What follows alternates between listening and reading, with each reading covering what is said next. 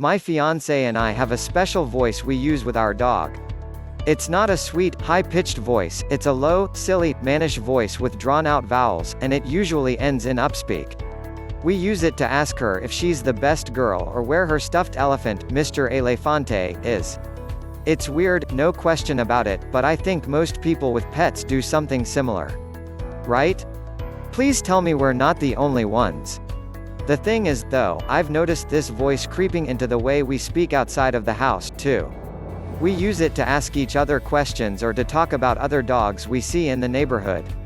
One time it slipped out in front of a friend, and it was pretty awkward. It turns out that the uncomfortable, cringe-worthy feeling you have when you've called someone by the wrong name or told a joke that fell flat or used your dog voice out in public is actually a useful signal from your brain. Awkwardness indicates that a social faux pas has occurred and hopefully prevents you from repeating the same mistake in the future.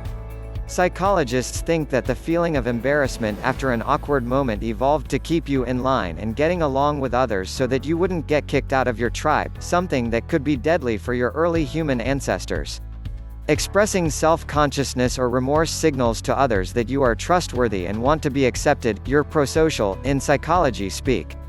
In his book Awkward, The Science of Why We're Socially Awkward and Why That's Awesome, psychologist Tai Tashiro writes, on some subconscious level, we know that too many violations of small social rules can lead to social exile. Our minds have an overly sensitive emotional trigger when it comes to alerting us to unmet social expectations because our need to belong is so essential to our well-being.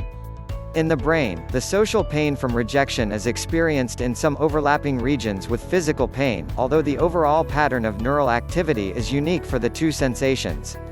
The fight or flight response also turns on when you feel embarrassed, leaving you sweaty, flushed, and anxious as your heart rate rises and your breathing quickens. To be clear, my social slip-up didn't cause that much anxiety. But because I pretty much only talk to my partner and my dog these days, I feel like I've forgotten how to interact with other human beings, resulting in more awkward encounters when I do see people. Small talk has gone out the window, and my only topics of conversation are stories about my dog, griping about the state of the world, or trying to describe a meme I saw on Twitter. You might have noticed these themes coming through in this newsletter, too. Social skills are like any other kind of ability in that they require practice. And by this point in the pandemic, starved of normal, everyday social interactions, running into an acquaintance on the street, sharing an elevator with a coworker, or making small talk with a barista, most of us are pretty rusty.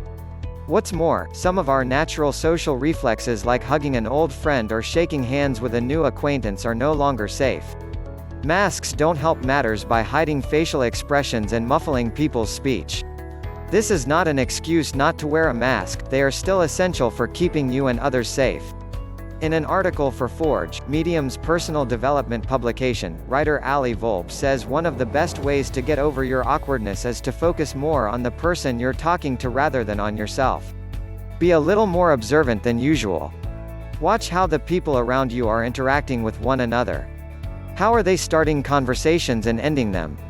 Therapist Nicola Pierre Smith says, practice active listening and acting engagement skills. Most important, though, Volpe says that, especially right now, no one really cares how awkward you're being. Empathy and grace are far more important than sparkling conversational skills.